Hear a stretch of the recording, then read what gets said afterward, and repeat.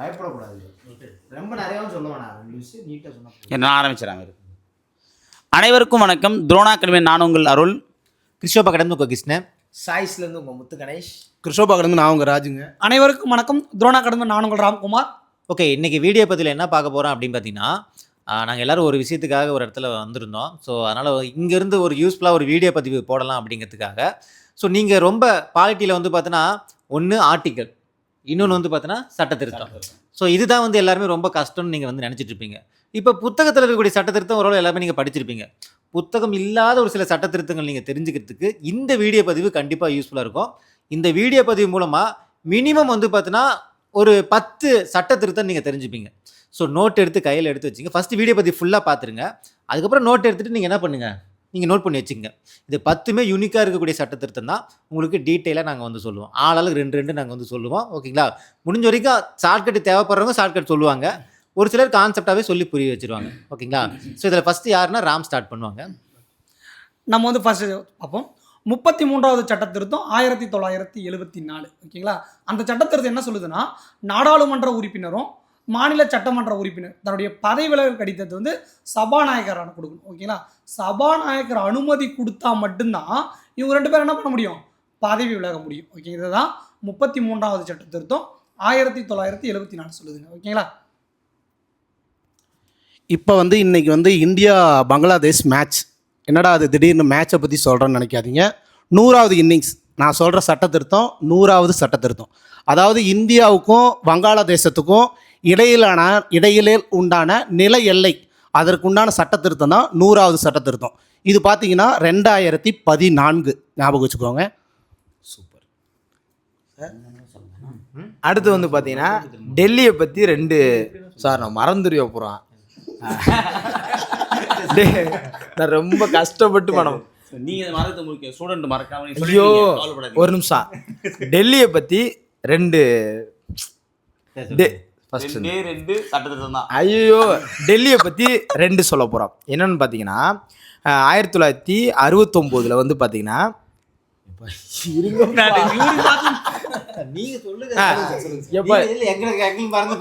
சரி, டெல்லியை பற்றி 2 சொல்ல போகிறேன். டெல்லியில் 1969 பார்த்தீங்கன்னா டெல்லி வந்து தேசிய தலைநகர பகுதி இருக்குது. பார்த்தீங்கன்னா அதை யூனியன் பிரதேசமாக வந்து இது பண்ணாங்க 69. அதுக்கு என்ன ஷார்ட்கட்னா 6ங்கிற நம்பர் சாதாரணமாக 6 இருக்குல்ல, அது தேசிய தலைநகரமாக பயங்கரமாக ஆக்கும்போது அந்த 6 அப்படியே கிராஃபிக்ஸை எந்திரிச்சுன்னா 9 ஆகும். அப்போ 69. அது இல்லாமல் இந்தியாவில் எத்தனை டெல்லி இருக்குது, ஒரு டெல்லி தானே இருக்குது. அப்போ 1991 இயர். அப்போ 69 சட்ட திருத்தம். தேசிய தலைநகர் பகுதி தலைநகரம்னா இந்தியாவுக்கு ஒன்று தானே இருக்குது. அதனால் 1991. ஸோ இதன் மூலமாக யூனியன் பிரதேசமாக ஆயிடுச்சு. அதுக்கு அடுத்து 1969 பார்த்தீங்கன்னா 2 விஷயம். என்னால் 69 கீழே அடுத்து என்ன நம்பரு, 70. அதே மாதிரி 1991 அடுத்த நம்பர் என்னது. அப்போ அங்கே என்ன சொல்லிட்டாங்கன்னா, இந்த தேசிய தலைவர் டெல்லி இருக்குல்ல, டெல்லி இந்த புதுச்சேரி இருக்காங்கல்ல, அங்கே இருக்கிற எல்லா உறுப்பினர்கள் இருக்காங்கல்ல, அவங்கெல்லாம் வந்து பார்த்தீங்கன்னா குடியரசுத் தலைவருக்கு அந்த வாக்களிக்கிறதுக்கு இது பண்ணிக்கலாம். ஏன்னா புதுச்சேரியில் ஒரு 30 பேர் இருக்காங்க, டெல்லியில் ஒரு 70 பேர் இருக்காங்க. அப்போ அவங்க வந்து வாக்களிக்கலான்னு சொல்கிறாங்க. அடுத்த வருஷம் என்ன வருஷம் சார்? 2027. 2027. அப்போ 17. 2027 17. அடுத்த வருஷம் 17வது குடியரசுத் தலைவரில் இவங்கெல்லாம் வாக்களிப்பாங்க. ஏற்கனவே வாக்களிச்சுட்டே இருக்காங்க. அடுத்த வருஷம் எலெக்ஷன் நடக்க போகுதுங்கிறத சொல்கிறோம். ஸோ டெல்லி பற்றி 2 இன்ஃபர்மேஷன். நெக்ஸ்ட் அடுத்து சொல்கிறேன். ஸோ நான் சொல்லக்கூடியது என்ன அப்படின்னு பார்த்தீங்கன்னா 106வது சட்ட திருத்தம். ஓகேங்களா? 2023 ஜனவரி 25 வந்த ஒரு சட்ட திருத்தம். ரொம்ப முக்கியமான ஒரு சட்ட திருத்தம்.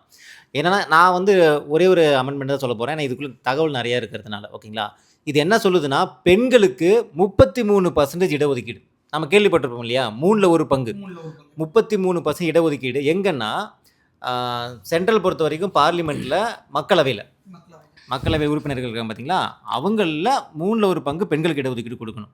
அதே மாதிரி மாநில சட்டமன்றம், ஒவ்வொரு மாநில சட்டமன்றத்தில் எம்எல்ஏ இருப்பாங்க பார்த்தீங்களா, அவங்களுக்கும் 33% இடஒதுக்கீடு. இதுக்கு பேரே வந்து நாரி சக்தி வந்தன் அதிநியம் சட்டம் தான் சொல்லுவாங்க. இது பேரே நாரி சக்தி வந்தன் அதிநியம். 33% இடஒதுக்கீடு கொடுக்கணும். அப்போ அந்த இடஒதுக்கீடு கொடுக்கறதுக்கு இந்த சட்ட திருத்தம் மூலமாக 3 ஆர்டிக்கல் வந்து கொண்டு வந்தாங்க. அது என்ன ஆர்டிக்கல்னா, அந்த 330க்கு பக்கத்தில் 0 போட்ட எத்தனை, 33 பக்கத்தில் 0, 33 பக்கத்துல 0 போட்டா 330. 330 உங்களை மாதிரி சொல்றேன் நான். எதுக்குன்னு கேட்கக்கூடாது. எதுக்காகன்னா அதுக்காக நான் என்ன சொன்னேன், இப்ப நீ 6ங்கிறது இப்படி நிமிர்ந்தா 969. 33 பக்கத்துல 0 போடணும், அப்ப 330. ஏன்னா 33% இடஒதுக்கீடு இல்ல, அப்ப 0 போட்டா முடிஞ்சு. அப்பதான் வச்சு சொன்னேன் நான். 33 கூட ஒரு முட்டை இருக்கு, பக்கத்துல முன்னாடி பின்னாடியா? கூட ஒரு முட்டை இருக்கும், பெர்சன்டேஜ்க்கு முட்டை தானே போடணும். இல்ல ஸ்டூடெண்ட்டுக்கு இதுக்கு டைரக்டா 330 நான் வச்சிருக்கேன். எதுக்காக சொல்றேன்னா இப்ப இந்த 330 ஏ ம் அடுத்து 2 சேர்த்தா 332 ஏ, அடுத்து 2 சேர்த்தா 334 ஏ. இந்த 3 ஆர்டிகளை தான் சேர்த்தாங்க. எதுக்கு? இந்த இடஒதுக்கீடுக்காக. இந்த 330 ஏங்கிறது வந்து அந்த மக்களவையில் 33% இடஒதுக்கீடு. ரைட். மாநிலத்தில் இந்த எம்எல்ஏக்காக கொடுக்குறது 332 ஏ, அதாவது 2 ஆட் பண்ணா ஃபர்ஸ்ட் மத்திய அரசு, அடுத்து மாநில அரசு. அடுத்து 3ஆவதா வந்து 334 ஏ இருக்குல்ல, அதை 2 முடிஞ்சு போச்சுல. இது எதுக்குன்னு கேட்குறீங்களா? இது எதுக்குன்னா எப்போ நடைமுறைப்படுத்தணும் அப்படிங்கிறது சொல்றதுக்காகவே அந்த ஆர்டிகல். எப்போ நடைமுறைப்படுத்தணும் அப்படிங்கிறத நான் அடுத்த ரவுண்டில் சொல்கிறேன். 30, 32, 33. ஆமாம், 34 2 ஆடு இல்ல 2 ஆடு. 30, 32, 34 2 ஆடு. Right, okay. ஸோ அது எப்போ நடைமுறைப்படுத்துதுங்கிறது நான் அடுத்த ரவுண்டில் அந்த சொல்கிறேன். நிசான் ஒன்று சொன்னீங்களே, என்னமோ நாரி சக்தி வந்தன் அதிநியம் சட்டம். நாரி சக்தி. முதல் நாரி சக்தினால பெண்களுக்குன்னு வந்துடும். Okay okay. பெண்களுக்கு அடுத்து வரக்கூடிய எலெக்ஷன் எல்லாம் நான் அதை அடுத்த ரவுண்டில் சொல்கிறேன். ஓகே. இப்போ நான் தானே ஓகே இருங்க, நான் இப்போதான் சொல்ல ஆரம்பிக்க போகிறேன். ஓகேவா. பொதுவாக வந்து சட்டத்திருத்தினாலே வந்து நம்ம வந்து படித்த உடனே நம்ம மைண்ட்லேருந்து பஞ்சாப் பறந்துடும். ஓகே, டக்கு ஞாபகம் இருக்காது. எத்தனை வாட்டி படித்தாலும் திரும்ப படித்தாலும் படிக்கிறோம்னு வரும், அப்போ டக்குன்னு ஆகிடும் நம்ம மைண்ட் விட்டு பஞ்சாப் பறந்துடும். ஓகேவா. ஏன் இப்போ நான் பஞ்சாப் பறந்துன்னு இத்தனை சொல்கிறேன்னா, பஞ்சாபை பற்றி தான் ஒரு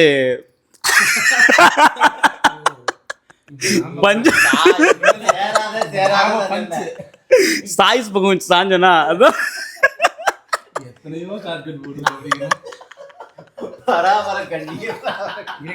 இதுக்கு பராபரமே பரவாயில்லன்னு டெல்லியை பத்தி சொல்லிட்டேன். இப்போ தம்பி பஞ்சாப் பத்தி பஞ்சாப் பற்றி வந்து பார்த்தீங்கன்னா, பஞ்சம்னா எத்தனை 5 சட்டத்திருத்தம் வந்து நான் வந்து சொல்ல போகிறேன். ஓகேவா. ஃபர்ஸ்ட் வந்து பஞ்சாப் மாநிலத்தை பற்றி நம்ம சொல்லணும் அப்படின்னா, இந்தியாவிலே முதல்ல குடியரசு ஒரு மாநிலத்தில் வந்து பார்த்திங்கன்னா குடியரசுத் தலைவர் ஆட்சி வந்து பார்த்தீங்கன்னா அமல்படுத்துவாங்க. ஓகேவா. அதை முதல்ல வந்து இந்தியாவில் எந்த மாநிலத்தில் பண்ணாங்க அப்படின்னா பஞ்சாப் தான். ஓகேவா. ஸோ அதே மாதிரி வந்து பார்த்திங்கன்னா அதில் வந்து மொத்தம் இது வரைக்கும் 5 முறை சட்டத்திருத்தம் வந்து பார்த்தீங்கன்னா நிறைய பண்ணியிருக்காங்க. அதில் 5 வந்து மிக முக்கியமானது.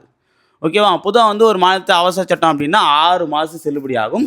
அதுக்குள்ளே வந்து ஏதாவது ஒரு சட்டமன்றம் ஒரு ஏன்னா ஒரு இது போட்டு திருப்பணம் வந்து நீட்டிக்கணும் அப்படின்னா இந்த சட்டமன்றம் கூடிய அடுத்த ஒரு யார் நியமனம் பண்ணுறாங்கிறத வந்து பார்ப்பாங்க. சில காரணங்களுக்காக, அதாவது எலெக்ஷனே நடத்த முடியல, ரொம்ப கலவரமாக இருக்குது அப்படின்னா 1 வருஷத்துக்கு நீட்டிப்பாங்க. 1 வருஷத்துக்கு மேலேயே நீட்டிக்கணும் அப்படின்னா அதுக்கு ஒரு சட்டத்தை, ஏன்னா அதிகபட்சம் 1 வருஷம்தான் இதான் நம்ம சட்டத்தில் இருக்குது. அப்போ அதை தாண்டினா கண்டிப்பாக என்ன பண்ணோம், சட்டத்தை தாண்டி 1 விஷயம் செய்யணும் அப்படின்னா சட்டத்திருத்தம் நம்ம கண்டிப்பாக போட்டாகணும். அப்படி தான் என்ன பண்ணாங்க அப்படின்னா இது மாதிரி வந்து பஞ்சாப் மாநிலத்தை மட்டும் ஒரு 5 சட்டத்திருத்தம் போட்டிருக்காங்க. அப்படி போட்டு கிட்டத்தட்ட பார்த்தீங்கன்னா 5 வருஷம் நீடிச்சிருக்காங்க. பஞ்சாப் மாநிலம் 5 சட்டத்திருத்தம் 5 வருஷம் நீடிச்சிருக்காங்க. எதுனா அவசர சட்டம் மட்டும். ஓகேவா. ஸோ வந்து பார்த்தீங்கன்னா முதல்ல 2 வருஷம் நீடிச்சிருக்காங்க. அதுக்கப்புறம் வந்து பார்த்தோன்னா ஒரு மாநிலத்துக்காகவே என்ன பண்ணியிருக்காங்க, இந்தியா ஃபுல்லாக அவசர சட்டத்தை போட்டிருக்காங்க. ஒரு மாநிலத்தின நிகழ்வுக்காக இந்தியா ஃபுல்லாக பாருங்கள். ஓகே. தேசிய நெருக்கடி நிலையை வந்து பார்த்தோன்னா ஒரு மாநிலத்துக்காக போட்டிருக்காங்க. அதுக்கப்புறம் வந்து பார்த்தீங்கன்னா 2 வருஷம் போட்டாங்களா, அப்போ நெருக்கடி நிலையை மாற்றினாங்களா, திரும்ப 3 வருஷம் போட்டாங்க. அது பத்தில் 4 வருஷம் போட்டாங்க. அதுவும் பத்தில் 5 வருஷம் போட்டாங்க. ஓகேவா. மொத்தம் இது மாதிரி 5 வாட்டி சட்டத்திருத்தம் போட்டிருக்காங்க. அந்த சட்டத்திருத்தம் என்னன்றதை அடுத்த ரவுண்டு சொல்கிறேன். இப்போ நம்ம பார்க்க போகிறதுனா நெக்ஸ்ட்டு 77வது சட்ட திருத்தம். ஓகேங்களா. 77 எந்த வருஷம்னா 1995. ஓகேங்களா. இதெல்லாம் என்னென்னா பழங்குடியினர் மற்றும் வந்து அதை SC ST இவங்களை வந்து பார்த்தீங்கன்னா அரசு வேலைகளில் உயர் பதவிக்கு இடஒதுக்கீடு. நல்லா புரிஞ்சுக்கணும். அரசு பதவிக்கு இடஒதுக்கீடு ஏற்கனவே அரசு வேலை செய்கிறவங்க அவங்களுடைய பதவி உயர்வு. ஓகேங்களா. இப்போ வந்து ஜூனியர் அசிஸ்டன்ட் தான் நெக்ஸ்ட் அசிஸ்டன்ட், அந்த லெவலுக்கு வந்து பார்த்திங்கன்னா அந்த பதவி உயர்வுக்கு இடஒதுக்கீடு தரணும் அப்படின்னு இந்த சட்டத்திருத்தத்தை கொண்டு வந்தாங்க. ஓகேங்களா. 77 1995. சூப்பர். இப்போ நான் ஒரு சின்ன கதை சொல்ல போகிறேன். ஒரு கிராமத்தில் 2 பேருக்கு தீவிர சண்டை. 2 பேருமே அருவாளை வச்சுருக்கிறாங்க. அருவாளை வச்சுட்டு போலீஸ் ஸ்டேஷனுக்கு போகிறாங்க, கடைசியாக கோர்ட்டுக்கு போகிறாங்க. இதை ஏன் சொல்ல வர அப்படின்னா 2 பேர் அருவாளுங்கிறது 9 வடிவத்தில் இருக்கும். அப்போ 99வது சட்ட திருத்தம். இது ஏன் கொண்டு வரேன் நான் கோர்ட்டுக்கு சொல்கிறேன் அப்படின்னா, இந்த சட்டத்திருத்தம் என்ன சொல்லுது அப்படின்னா, அது உயர் நீதிமன்றமாக இருந்தாலும் சரி, உச்ச நீதிபதியாக இருந்தாலும் சரி, அவங்களுக்கு உண்டான போஸ்ட்டு, அவங்களுக்கு உண்டான இன்டர்சேஞ்சை பற்றி இந்த சட்டத்திருத்தம் சொல்லுது. ஆக்சுவலாக 2 பேருமே கொலை பண்ணுறதுக்கு தான் அந்த அருவாளை வச்சுருந்தாங்க. கொலகார சிஸ்டம்னு ஞாபகம் வச்சுக்குவாங்க. ஆக்சுவலாக இது வந்து கொலிஜியம் சிஸ்டம் அப்படின்ட்டு ஒரு அமைப்பில் இருந்தது. அது என்னாச்சு அப்படின்னா, இது சரியில்லை அப்படின்ட்டு NJAC அப்படிங்கிற ஒரு திட்டம் வந்து அமலுக்கு கொண்டு வந்தாங்க. அதாவது வந்து நேஷ்னல் ஜூடிக்கல் அப்பாயின்மெண்ட் கமிஷன் அப்படின்ட்டு ஆங்கிலத்தில் சொல்லுவாங்க. அதுவும் அந்த ஃபுல் விளக்கத்தை தெரிஞ்சுக்குவாங்க. இதுவும் வந்து என்னாச்சு அப்படின்னா, இது சட்ட திருத்தத்துக்கு ரொம்ப முரண்பாடாக இருக்குது, இது சரியில்லை, அதனால் வந்து இதை வந்து ரத்து பண்ணிடலாம் அப்படின்ட்டு அதையும் கேன்சல் பண்ணிட்டாங்க. அப்புறம் என்ன பண்ணாங்க, 2015 வந்து மறுபடியும் அந்த 2 பேரும் சண்டையே போடுங்கடா, கொலை பண்ணுங்கடா அப்படின்ட்டு 2 அருவாள் இருக்குல்ல, 99வது சட்ட திருத்தம் கொலிஜியம் சிஸ்டம் அப்படின்ட்டு இன்னும் ரன்னிங்கில் இருக்குது. வருஷம் வந்து 2014. 14 அது ரொம்ப முக்கியம். ஆமாம், 2014 ஞாபகம் வச்சுக்கோங்க. Right, super. நீங்கள் ஃபினிஷிங் நான் சொல்லிடுறேன், நீங்கள் சொல்லிடுங்க. இல்லை சார், நீங்கள் தான் பண்ணணும். Right, okay. இப்போ வந்து பார்த்தீங்கன்னா டெல்லியை பற்றி ஆல்ரெடி பேசிட்டோம். இப்போ வந்து என்னென்னா, மாதம் இப்போ 1000 ரூபா உதவித்தொகை கொடுக்குறாங்கல்ல, அதே 2000 ரூபா கொடுத்தா எப்படி இருக்கும்? நல்லா இருக்குமா? நல்லா இருக்கும் சொல்லணும் அப்படி. இப்போ என்னென்னா, ரைட், கொஞ்சம் மறந்துடுவேன். இப்போ என்னென்னு பார்த்தீங்கன்னா, மாதம் 2000 ரூபா கொடுக்க போகிறாங்க. யாருன்னா, மத்திய அரசும் மாநில அரசும் 2 பேர் இணைஞ்சு பகிர்வு பண்ணி 80 வயசுக்கு மேலே இருக்கிறவங்களுக்கு, ஷார்ட்கட்டு 80 வயசுக்கு மேலே இருக்கிறவங்களுக்கு 2000 ரூபா கொடுக்க போகிறாங்க. அப்போ இது என்ன ஷார்ட்கட்னா, அது 80வது சட்ட திருத்தம் 2000, வருஷம் வந்து 2000. மத்திய அரசும் மாநில அரசும் 2 பேர் இணைஞ்சு, அந்த வார்த்தை தான் இந்த ஒரு நிமிஷம் பார்த்துக்கிறேன், ரைட்டா, அதிகார பகிர்வுக்கான மாற்று திட்டத்தை உருவாக்குனாங்க. ஏன்னா மத்திய அரசும் மாநிலம் சேர்ந்து அதன் மூலமாக 2000 ரூபா எல்லாருக்கும் கிடைக்கிது. ஷார்ட்கட் சார், இது புரிஞ்சிச்சா சார்? புரிஞ்சுது. சொல்லுங்க பார்ப்போம், ஷார்ட்கட் என்னது? இல்லை, எனக்கு கமெண்ட்ல அப்புறம் 2000 ரூபா கிடைக்கணும்னா 80 வயசுக்கு மேலே இருக்கணும், அவ்வளோதான். மத்திய அரசு மாநில அரசு பகிர்வு திட்டம். தேங்க்யூ. சூப்பர். அடுத்தது நானா? சரி, இந்த பெண்களுக்கான 33% இடஒதுக்கீடு இருக்குல்ல, இந்த பெண்களுக்கான இடஒதுக்கீடு மசோதா எப்போ தெரியுமா கொண்டு வந்தாங்க? 1996 கொண்டு வந்துட்டு எப்போ தெரியுமா, இது 2023 தான் அந்த இதுவே கொண்டு வரும். கிட்டத்தட்ட எத்தனை வருஷம் ஆயிடுச்சு பாருங்க. 2023 தான். ஆனாலும் இப்போ வரைக்கும் நடைமுறைப்படுத்தல. ஏன் தெரியுமா? நான் சொன்ன பார்த்தீங்களா, ஆர்டிகல் நம்பர் 334A சொன்னல, கடைசி ஒரு இது. அந்த ஆர்டிகல் என்ன சொல்லுதுன்னா, தொகுதி மறுவரையறை அதனுடைய அடிப்படையில் தான் வந்து நடைமுறைப்படுத்தணுமா. தொகுதி மறுவரையறைன்னா என்னன்னா, இப்போ நம்ம தமிழ்நாட்டுக்குன்னு இத்தனை தொகுதி இருக்கும், ஒவ்வொரு ஸ்டேட்டுக்கு இத்தனை தொகுதி இருக்கும்ல. இதுக்கப்புறம் என்ன பண்ணுவோம்னா, மக்கள் தொகை கணக்கு எடுப்பாங்க. அது முன்னாடி எப்போ எடுத்தாங்க? 2011 எடுத்தாங்களா? அது வரைக்கும் எடுக்கவே இல்லையா? இப்போ அடுத்து எப்போ எடுக்க போகிறாங்க? 2027 மக்கள் தொகை கணக்கெடு எடுத்ததுக்கு அப்புறம் அந்த ஒவ்வொரு ஸ்டேட்டுக்கும் எத்தனை மக்கள் தொகையோ அதுக்கு தகுந்த மாதிரி தொகுதி வந்து திரும்ப என்ன பண்ணுவாங்க, பண்ணுவாங்க. அதுக்கப்புறம் தான் இடஒதுக்கீடுங்கிறதே கொண்டு வருவாங்க. அப்போ இந்த இடஒதுக்கீடு எப்போ திரும்ப கொண்டு வர முடியும்? 2027 மக்கள் தொகை கணக்கெடுப்பு எடுத்ததுக்கு அப்புறம், அதுக்கப்புறம் வரக்கூடிய எலெக்ஷன். அப்போ பாருங்க, மக்களவை அதுக்கப்புறம் 2029 தான் வரும். அப்போ இதை எப்போ திரும்ப நடைமுறைப்படுத்த முடியும்? 2029 தான் நடைமுறைப்படுத்த முடியும் இந்த இடஒதுக்கீடு. கேட்டால் பெண்களுக்கு வந்து கரெக்டாக இதே ஆமாம். இப்போ 2023 கொண்டு வந்துட்டாலுமே, சட்டத்திருத்தம் மூலமா கொண்டு வந்தாலுமே 96 தான் மசோதா வந்து இப்போ 23 தான் இது பண்ணாங்க. ஆனால் 2026 30 வருஷம் 2023 தான் இது பண்ணாங்க. 30 வருஷம் ஆச்சு. ஆமா, 33. ஆமா. இப்போ வந்து இதை உடனே கூட கொண்டு வர முடியாது. அடுத்த மக்கள் தொகை கணக்கெடுப்பு எடுத்ததுக்கு அப்புறம் தான் கொண்டு வர முடியும். 40 இயர்ஸ் கணக்கு வந்துரும். அவ்வளோதான், இதுதான் தகவல். 40. இப்போ இது ஒரு அமெண்ட்மெண்ட், நீங்க இப்போ சொன்னீங்கல்ல, இது அமெண்ட்மெண்ட் என்னது? 106வது சட்ட திருத்தம் 2023. 2023 அவ்வளோதான். 33 சதவீதம் இடஒதுக்கீடுனால 2023 யாவும் இருக்கும். 106 சட்ட திருத்தம். கரெக்டா? யாருமே அவங்கள கேட்க ஆள் இல்லாமல் இருக்கு. அதனால நாங்க இருக்கோம், பயப்படாதீங்க. நெக்ஸ்ட். சரி, ஓகே. பஞ்சாப் பத்தி நான் வந்து பார்த்தேன். பஞ்சாப் அதை சொல்ல அவர் உங்களை சொன்னாரு. நீ மைக்கு வச்சு சிரிக்காத, நேரம் பாதி பேர் போயிருக்காங்க. வாய்ப்பில்லை. பஞ்சாப் பற்றி நம்ம வந்து 5 சட்டத்திட்டம் சொல்லியிருந்தோம். ஸோ முதல்ல என்ன அப்படின்னா, 2 வருஷத்துக்கு வந்து நீட்டியெல்லாம் சொன்னோம்னா, முதல்ல வந்து பார்த்தோன்னா 1 வருஷத்துக்கு நார்மல், 2 வருஷம் நீட்டி திட்டத்தை என்ன அப்படின்னா 48வது சட்டத்திட்டம். 4 வருஷம் 5 வருஷம் இல்லை, கவனிக்கல சரியா? நீங்கள் 3 வருஷம் சொன்னேன். நீங்க பேசி முடிச்சிட்டீங்கன்னு பேசுறீங்க. நீங்க பேசும்போது நடுவில் இப்படின்னு தள்ளிட்டே இருந்தீங்க. பார்த்து பேசும்போது 10 பிழை. ஓகே, அதாவது 48வது சட்ட திருத்தம் 1984 தான் இந்த ஒரு வருஷத்துலேருந்து 2 வருஷமாக நீட்டிய சட்ட திருத்தம் போட்டாங்க. அதுக்கப்புறம் என்ன பண்ணாங்க அப்படின்னா, இந்த உள்நாட்டு கலவரத்துக்காக தேசிய அளவில் வந்து அவசர நிலை பயன்படுத்தி வந்து பார்த்தீங்கன்னா இது எப்போனா 59வது சட்ட திருத்தம் 1988 பண்ணாங்க. அதுக்கடுத்து வந்து என்னென்னா அதுக்கப்புறம் வந்து குறையல. அப்புறம் வந்து 3 வருஷத்துக்கு என்ன பண்ணாங்கன்னா இந்த குடியரசு ஆட்சியை வந்து நீடிச்சாங்க. அது எப்போனா 64வது சட்ட திருத்தம் 1990. ஓகே, திரும்பினா அதே வருஷம் அந்த 6 மாதம் முடியல போல இது 4 வருஷமாக மாற்றிட்டாங்க. அது எப்போனா 67வது. அப்போ ஒரே வருஷத்தில் 2 சட்ட திருத்தம் ஒரே மாநிலத்துக்கு. 64 1990, 67 1990. அப்புறம் வந்து பார்த்தா இது முடியாது போலன்னு சொன்ன பண்ணால் கடைசியில் 5 வருஷம். அதாவது நல்லா ஒரு ஆட்சி 5 வருஷம்தான், ஆனால் ஒரு மாநிலத்தில் 5 வருஷம் அவசர நிலை மட்டுமே போட்டிருக்காங்க. அந்த கடைசியாக போட்டது எப்போ அப்படின்னா 68வது சட்ட திருத்தம் 1991. 90 வருது, அங்கதான் 91. 48ல் ஆரம்பிச்சது எப்போ முடிஞ்சிருக்கு 91. ஆனால் அது வந்து பார்த்தீங்கன்னா ஒவ்வொரு வருஷம் ஒரே இதில் கிடையாது. ஆனால் இந்த 1987 92 தான் வந்து ரொம்ப பயங்கரமான நிகழ்வு நடந்ததுனால வந்து பார்த்தீங்கன்னா இது போட்டதாக சொல்கிறாங்க. கலவரத்தை அடக்க முடியாத அளவுக்கு பிரச்சனைனால எலெக்ஷன் நடத்த முடியல. ஆனால் 5 வருஷம் வந்து நீட்டிச்சிருக்காங்க. ஓகேவா? ஸோ பஞ்சாப் பாஞ்ச் இப்போ எல்லாருமே 2 சொல்லியிருப்போம். இது சிங்கிள் லைனில் சொல்லி முடிச்சிடும். அது சிங்கிள் லைனு என்னோட எல்லாரும் ஒன்று அந்த சிங்கிள் லைன்லேயே நீங்கள் வந்து டீட்டெயிலாக சொல்லியிருப்பாங்க சிங்கிள் லைனில். ஃபஸ்ட் நான் சொல்லிடுறேன். 2023 106வது சட்ட திருத்தம் பெண்களுக்கு 33% இடஒதுக்கீடு லோக்சபாலையும் சரி மாநில சட்டமன்றத்துலையும் சரி. இதுதான். சரி, நீங்கள் சொல்கிறேன். 33வது சட்ட திருத்தம் 1974. ஓகேங்களா? நாடாளுமன்ற உறுப்பினரும் மாநில சட்டமன்ற உறுப்பினரும் தன்னோட பதவி விலகலிருந்த ராஜ்யசபா அதாவது அந்த சபையினுடைய தலைவரான கொடுக்கணும். அவர் ஒப்புக்கொண்டால் மட்டும் அவங்க பதவி விலக முடியும். 77வது சட்ட திருத்தம் 1995 எஸ்சி எஸ்டியில் கவர்மெண்ட் வேலையில் இருக்கிறவங்களும் உள் பதவி உயர்வு. ஓகேங்களா? அவங்க உள்ள பதவியெல்லாம் அதனுடைய பதவி உயர்வுடைய இடஒதுக்கீடு பற்றி சொல்லுது. ஓகேங்களா? நான் சொல்கிற சட்ட திருத்தம் 2014 தான். ரெண்டுமே சொல்லப்போனால் 99 100 99க்கு 2 அறுவால் சொல்லிட்டேன். அது வந்து என்ஜேஏசி அப்படிங்கிற திட்டம் அமலுக்கு இருந்தது. அதை கேன்சல் பண்ணி மறுபடியும் கொலிஜியம் சிஸ்டம் தான் இருக்குது. ஓகேங்களா?